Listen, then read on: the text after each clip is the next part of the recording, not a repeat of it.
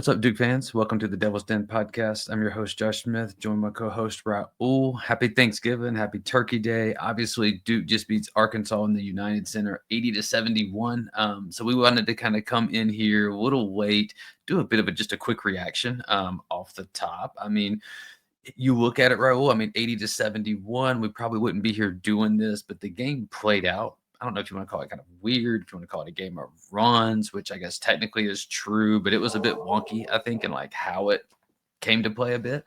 But Duke ends up kind of pulling this thing out behind a massive performance from Cameron Boozer. So he has 35, 9 and 3 tonight. Clearly the standout here, put the team on his back a little bit. There's a few other guys that we'll get in and talk about here a little bit. But for Raul, for you, just sitting here Turkey Day, kind of doing your thing a little bit, watching this at 8 o'clock, kind of what is your just global takeaway from the final result? Yeah, just like you mentioned, a strange game, really like a tale of three games. Duke starts out the game like really poorly, I thought. Just giving the ball up. Lots of like Arkansas's defense was really good. I thought they had a great game plan, but there was also lots of just sloppy, unforced turnovers. Tons of missed shots. Duke is down early and manages to not only tie, but just take a 13-point lead, with a couple minutes to go in the first half. Then Arkansas goes on a 7-0 run to close the half. So you're going into halftime up 6. You're almost feeling bad, even though you're up 6, right? You're like, I don't like the way this is trending. Then the second half opens up. Duke and Arkansas are trading baskets a little bit, and you're like, okay, we can just trade baskets all half. That's fine. But then Duke just goes cold again, and really was just struggling to get anything. Arkansas is just outworking us. Got some putback dunks, making really tough off the dribble shots. They're outscoring Duke 20-11 in the second half. They're up 7, I think was their largest lead, and you're just feeling like, okay, it's just not Duke's night. They're getting both outworked and Arkansas is making more tough shots than Duke. And then Duke somehow just figures out a way to win the game, really on the back of Cameron Boozer, who we're going to talk about, of course, but also the roller coaster that was Caleb Foster. So just a really weird game overall, but a really exciting one to watch, honestly, which is why we wanted to jump on. Like, I'm pretty pumped up. Like, I know it wasn't the cleanest, prettiest win, and I would say Duke really just played their like C+ game at best, but hey, still a 9-point win. Yeah, you take it, and you mentioned the roller coaster of Caleb Foster, and that, I don't want to say it coincides with how the game was. I'd have to kind of go back and watch it a little closer, but it felt like there was some of that. Like, Caleb had moments where he was like great, bad, really, really awesome, and then like really, really, really bad, and then good again. And so like all in the space of like consecutive possessions too. It wasn't like spread out. Yeah, it was kind of quick. How it happened, man. It was, he finishes with 8 assists, but he did have 4 turnovers. One of them being late in the game, which I thought was, I'm glad it didn't cost us because he had played really, really well up until then. He had the stones to take that wing 3. Was probing well too, and then like we have a chance to go up 6. Pat's right there. It's an easy dunk, and just kind of don't throw it high enough. You just soft hands the pass, and knew it right away. You see his hands go up to his head, and then he had another one of his turnovers was another bad pass late where he just makes kind of like a soft perimeter pass to Cam. Yeah, and it just gets picked off, right? Yeah, and the game had kind of it already felt that we had won, but it was still one of those kind of like, man, like, finish the game out, like have a solid game, bro. Like, have a solid, complete game.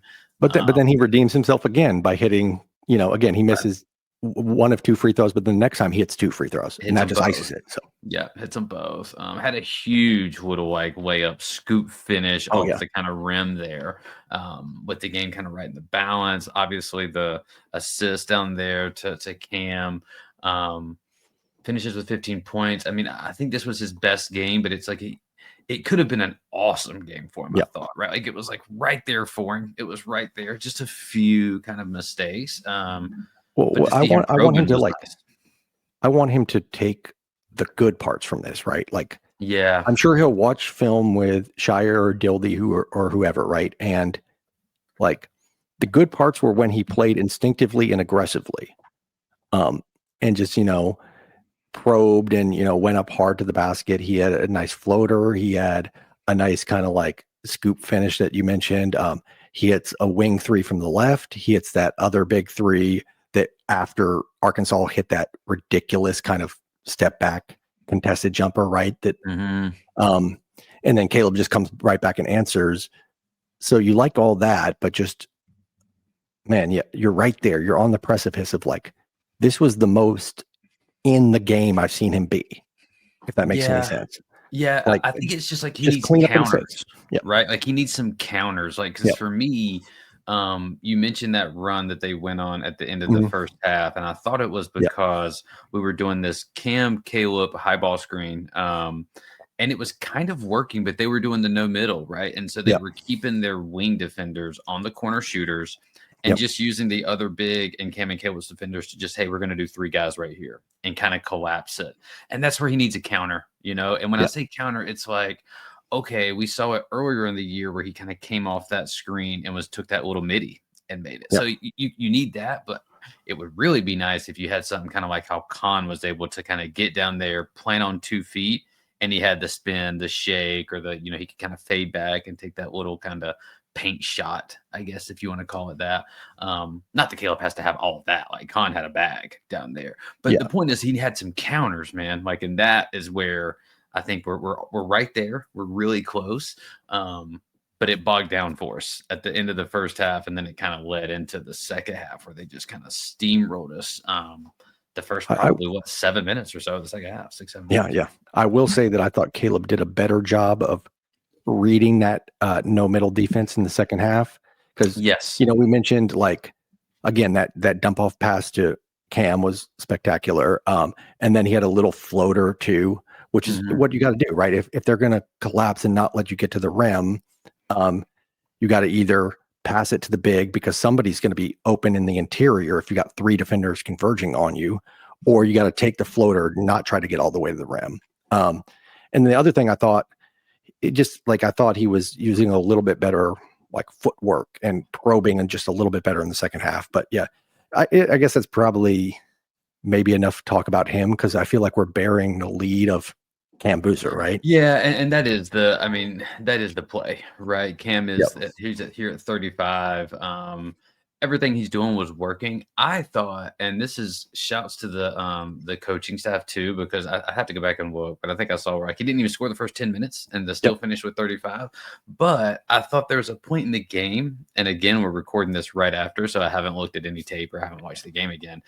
But we used to put him on the left side block. And at some point during this game, we moved him to the other side. And he just started going off. Like he was like going over both shoulders. It was like he was getting fouled or getting an and one like over and over on either defender, either big, Brazil or the other guy with Pringle. He had Pringle in foul trouble all night. Like he just could not contain him. But we put him on that other block and he just started moving, man. It was more drives from like a lot, but on that right side. Yeah, like kind of not even the right block as much as like the right wing starting from the 3-point line. And he just kind of drives straight to the right there. Whereas usually I feel like he catches on the left, kind of at the elbow with his back turned to the basket, right? Yep. And this was just like a catch and a quick attack. Yeah, exactly. Because they were blowing it up early because we were kind of catching maybe too low, which is that's what we've been saying. Hey, that's what we want. That's what we want. But when they're throwing triples or when they're kind of like hard doubles, especially a team that big too, right? Right. They have some real size. Yep. And you mentioned like in our text thread, like when we were playing, and you were like, at some point in the second half, it was like we look like outmatched all of a sudden, and this was like unexpected. Like we didn't expect to just. From a physical standpoint, they look faster, they look more athletic, they look quicker. And I need to really go back and look at it because I'd love to see in the weeds kind of what we might have done defensively to kind of slow them down a little bit, man, because it just kind of flipped a little bit. And they missed some shots. We started making some shots.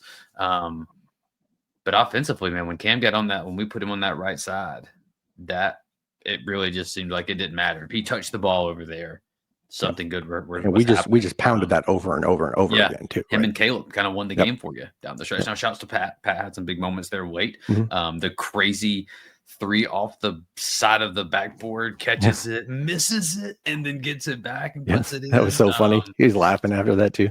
That's crazy. Cam throwing a lob to Pat, but going in. Pretty weird way to ice a game. Did you feel that was like almost karma for some of their Arkansas's ridiculous shots? I mean, I'm sitting here like, oh, how optimistic, but I thought this was a loss, man, because it just had that feeling. Like, it got to halftime, it didn't feel good. They started storming, but then you're having those moments where Nick's playing great defense, like does everything he needs to do, gets out of the way of the deflection, but somehow it still gets popped right over to their guy. He gets a dunk, and it's like, man, everything that we're doing, Nick's playing great defense, dude's hitting a 3 at the buzzer, banked in, and it's like, come on, dude. Like, there was the banked like 15-foot runner as well. These dudes just like were getting fights against Winthrop in a 1-point game, and now all of a sudden they have this great chemistry and stuff. It's like, come on, dude. It reminded me of one of those games like from the K era, like where just like Duke playing St. John's with Nolan Smith's team. Yeah. Like in the Garden or whatever, where they're just shredding you, but they're making like all these tough fadeaway 2s and all this stuff. And it's just like, what can we even do? Right. Like, they're just on one, or it's like when we play at NC State and they'll just like score 95 on nothing but like fadeaways. Right. It's just, okay, it's not your night. And to be able to kind of survive that and also just figure out a way to, because I think I said to you in the chat, I was like, the problem this half has not been offense. In the first half, it was offense for us for a little while to start. In the second half, it wasn't offense. We were scoring all right, but we just could not get a stop. And then down the stretch, the last like 5 minutes or so, I don't have it in front of me, but they didn't really get anything. No. And speaking it was a tough drive or like Brazil just kind of launching something, right? Like and he really quieted down too. I mean, Brazil was going off in the first half. I don't know what we did. I'd have to go back and look to see what we did differently. Cam gave him too much space, man, early, I feel like, right? I know, he gave him a little too much, and it's like, all right, you can give him some, dude. But in a game like this, he can hit that. He can hit that one, and then once he hits the first one, it's like, here we go, And then he had that insane putback dunk. I've never seen anything like that. Catches in one hand, puts it in the other hand. One of the most athletic things. I'm glad I'd forgotten about that because I saw it and I had to be like, there was like 3 different plays in this game where I had to stop and be like, wait, what just happened? The Cam thing, and then that definitely was one where I was like, hold on. This dude just caught it with the left, transferred it back to the right, I think. And then, or did he catch it? That was like some Jordan. I don't know.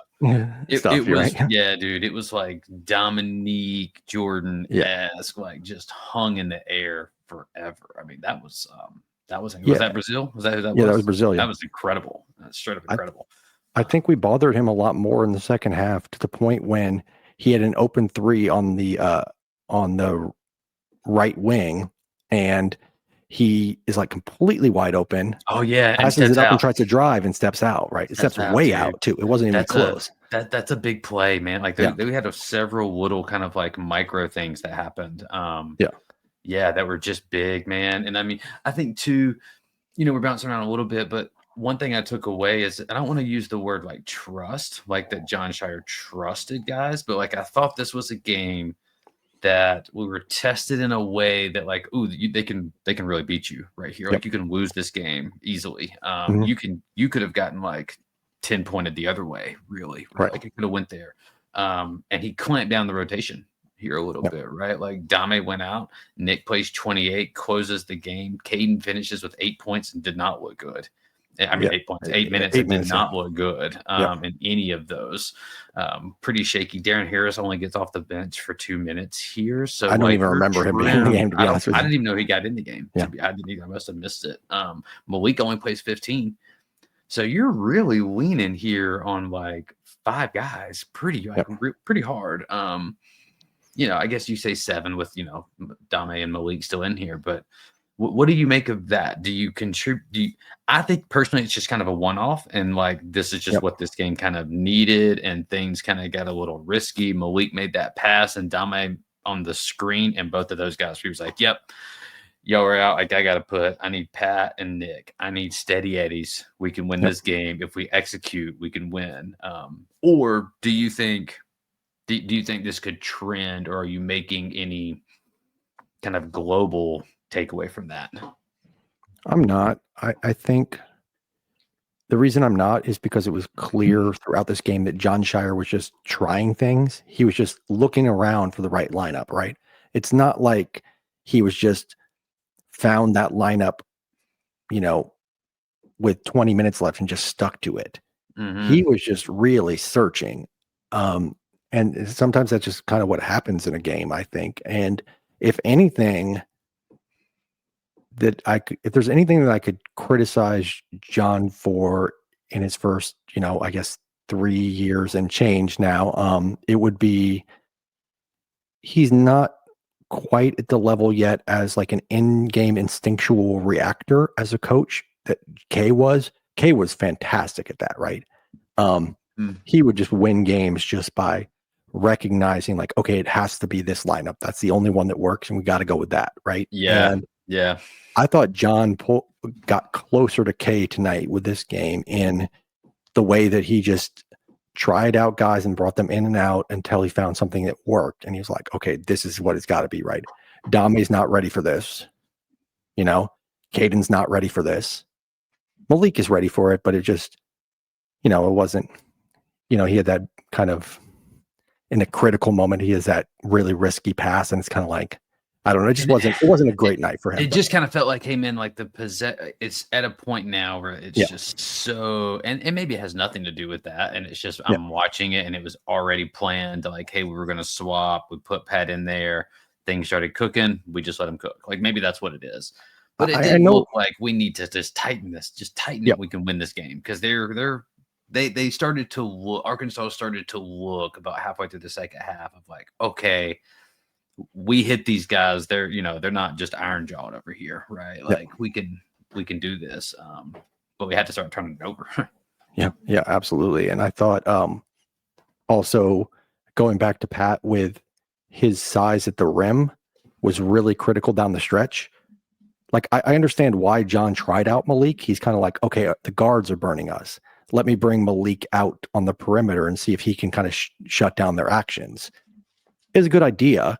But ultimately, I thought having Pat at the rim late in the game to really contest and bother some shots was just huge for us. Obviously, he gets that huge block off the backboard, but he had another play where dude was posting him up and tried to do a hook shot over him, and he just like was big and stood his ground, and that was a huge possession too. After Malik had just gotten kind of bullied a little bit for an and one, right? And so you needed the girth maybe of Pat. And that's what I'm talking about, like reading the game and acting instinctually as a coach, right? To see that and immediately be like, nope, we got to go back to Pat, right? I feel like John maybe in previous years was a little slow with some of that stuff, just like maybe, he's learning on the job, right? So maybe he was kind of like a couple possessions behind, or he might ride a lineup just a little bit too long. And then that's why Duke would go in these like long droughts. And of course we saw a drought tonight, a couple, but not to the extent of. And it's hard too, because there's like, so like, I agree. And then I'm also like, in this roster, it's a little harder because there's just like, there's Cam and there's so much like leveling off, especially, and we can talk about him next. Because I didn't think Slim was good tonight. So when he's not, the leveled off effect is like, okay, where do I go? Right. And you just start pushing buttons. My only criticism back and then was with Kay is he would find that lineup and just, I'm mashing these 5 and like, can I get to 6 or 7.5 on my bench? But then it's like, well, if you ever run into a situation where you need to go elsewhere, you're cooked, right? Like you ain't got nothing. You haven't developed anything. And that's also what the games you're winning by 25 are for, right? Like, you got to you got to massage the lineup, bring along some guys slowly so they're ready when you need them, right? Like, I don't think Dame kind of having a short leash tonight says anything about Dame in February, because I think that Shire's going to try him out and try to figure out what works best for him and like where he can play him. And I would expect, like, it's not that Haminia necessarily overtook him in the rotation tonight. I don't see that. Even with Caleb and Caden, right? the minute dichotomy was huge. But if you told me in February there's a game where Caden plays 33 minutes and, Caleb plays 15, it would not surprise me. Yeah. Yeah. It would be nice if this was the start of seeing a more aggressive version of Caleb, because we did see that. And not just seeing a more aggressive version of him, but using him more, right? Because I had to look at the stats, right? But it felt like that he might have initiated more like high ball screens tonight than he has all season combined prior to tonight, right? Like, I mean, we were just like hitting it over and over and over for a little bit. And maybe that can unlock him a little, if he's got to be more aggressive though. If you're when you turn, you got to start to look. You got to not be afraid to. Man, it's the closest I've seen him to kind of like, ooh, you're getting a little bit of both worlds. You're getting 15 points, you're getting 8 assists. Now it's those few kind of boneheaded plays where you're like, okay, hold on, man. Like, let's trim that. Because those are not turnovers of like aggression. Like you could live with like a Malik turnover where it's like, oh, that would have been a dunk if it had worked. Like that pass to Dami, right? Where he didn't play much after that, but it's like, hey, you live with that, It's the one to Cam and Pat that you're like, dude. Like even, I mean, just like the Pat one, it's like, at least that would have been a dunk, but it's like, I don't understand the thought of the execution there. The Cam one is like just a lazy perimeter pass. Like, what's the point of that? I don't get it. Yeah, he picked up his dribble and then he just didn't know what to do. But the Pat one, he had another one in the lane in the first half, I think, too. Yeah, I don't. But if you just got rid of those two, now you're 8 assists and 2 turnovers, and it's like, oh, that's great. That's 4-1. Exactly. That's phenomenal. Even 8-4 is not bad, but 4 is a bit much. I mean, those two specifically were like, dude, we gotta cut that out. Right.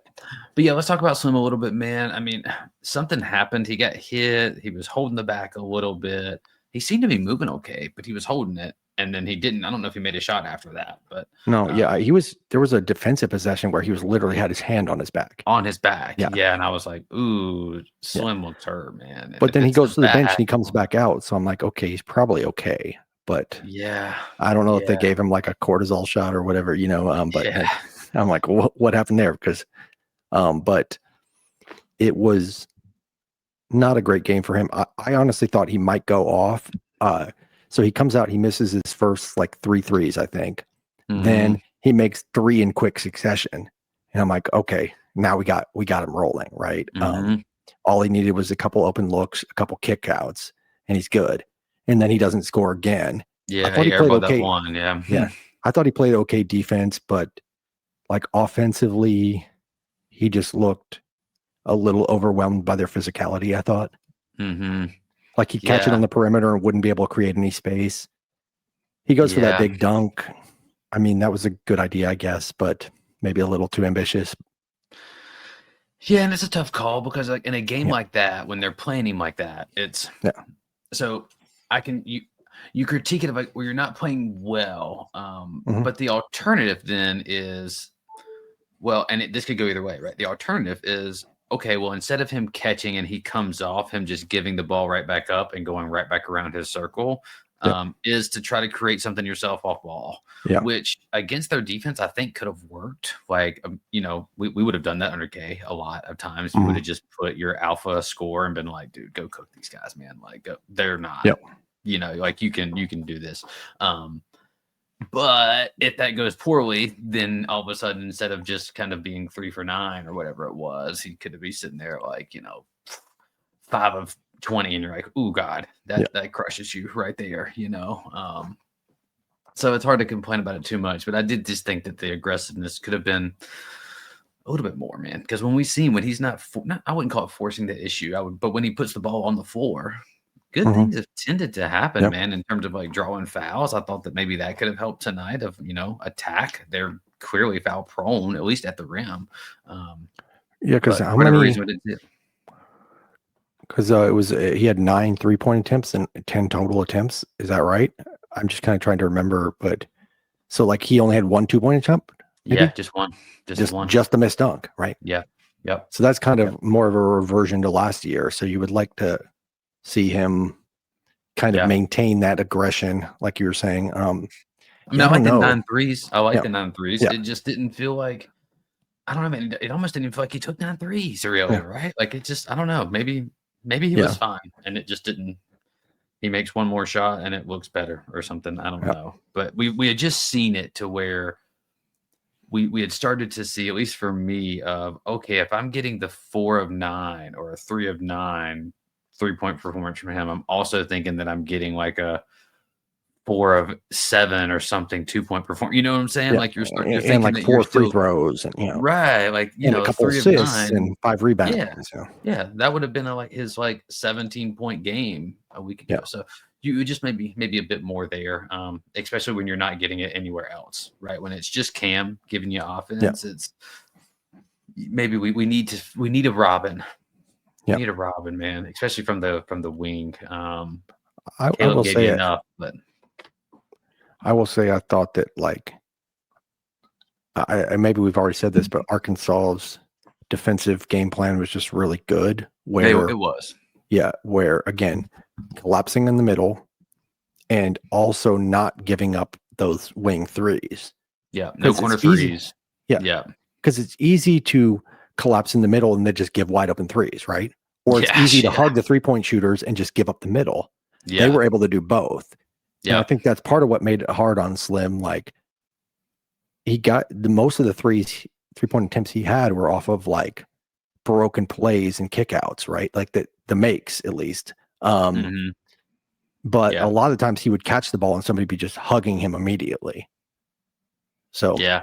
Now they did a good job of making us junk up our offense, right? Like, I actually thought, and this is kind of a ridiculous comparison. I don't really want to compare it, but like, we run offense kind of, I don't want to call it soft offense, but some of the stuff that we do is like very beautiful and intricate, but it's like graceful. You can blow it up a little bit, right? It's like Gonzaga to me. Like, Gonzaga can run some really beautiful, intricate stuff, but every now and then you'll run up against a Michigan who's just like, F that, bro. Like, we are just about to bully it and they're not going to call it. And we're going to kind of bully you a little bit.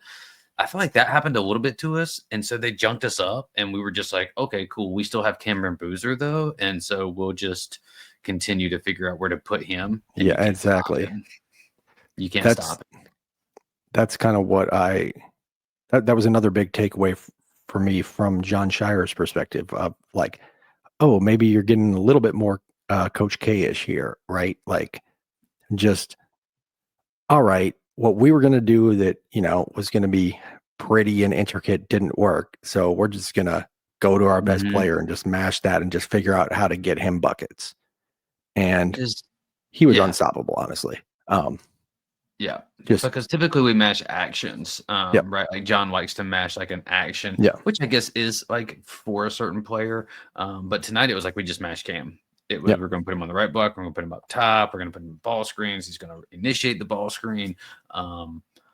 And he was just awesome, man. But to your credit, I do think Arkansas really did a good job of trying to kind of limit the transition. We couldn't run at the level that I thought we really wanted to. Those outlet passes weren't really there. Cam looked for them. He looked several times, and it just wasn't there. They got back. I mean, they have some athletes too, is the thing. Yeah.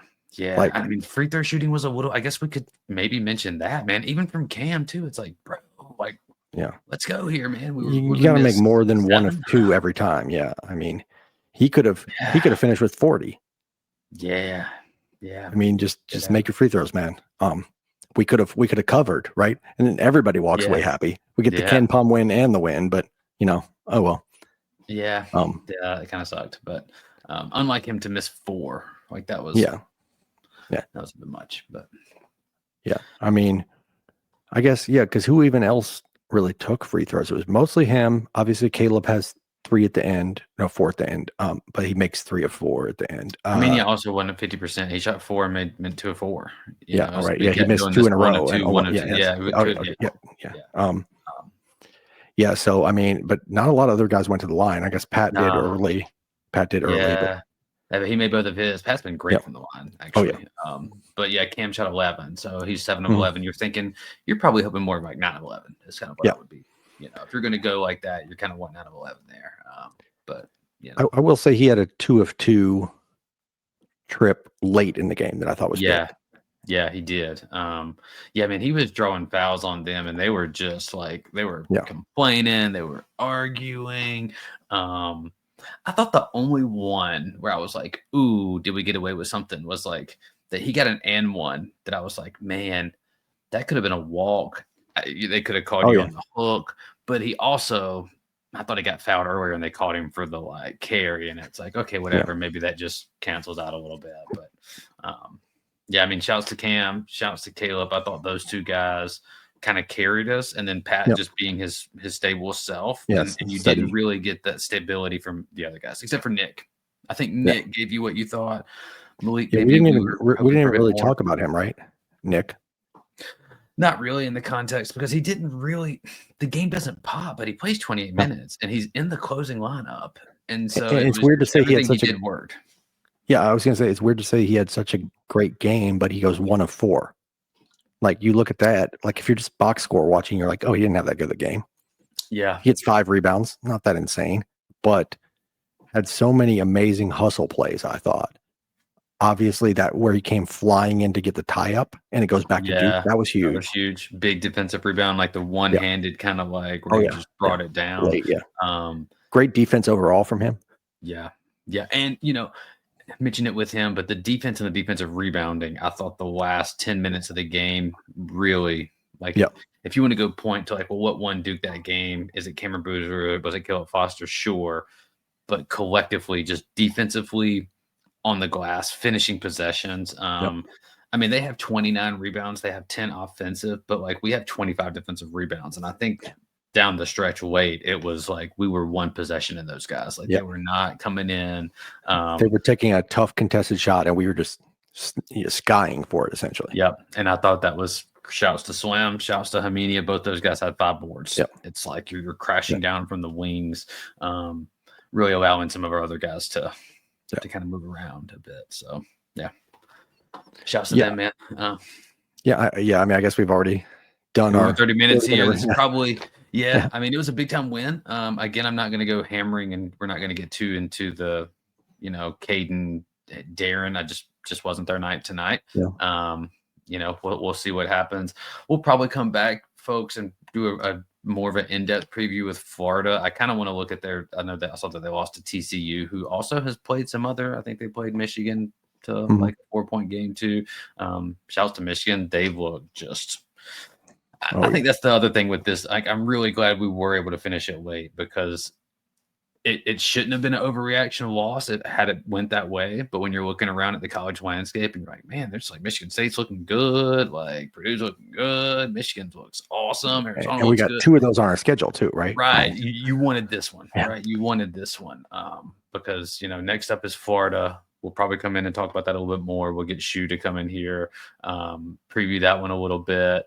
Maybe the anticipation of that one has dipped a little bit, but it goes back to that Kansas game where now it's just kind of a high-risk loss. So we'll talk about that a little bit. They still pose a threat. There's still a ton of talent. But happy Thanksgiving to everyone. Wanted to just come drop this for y'all that if you're traveling tomorrow, if you're listening to this, be safe. Hopefully for the guys, obviously they're in Chicago, so John goes back home. Hopefully they get to enjoy themselves. Glad he got a win to go back there and celebrate with family. A little bit nicer to do so after a dub. So shouts to you all as well. We appreciate you. Rate, review, subscribe. You can email us, TheDevilsDenPod@gmail.com. You can find us on X/Twitter at DevilsDenPod247. Keep the faces strong and the verb high. Go Duke.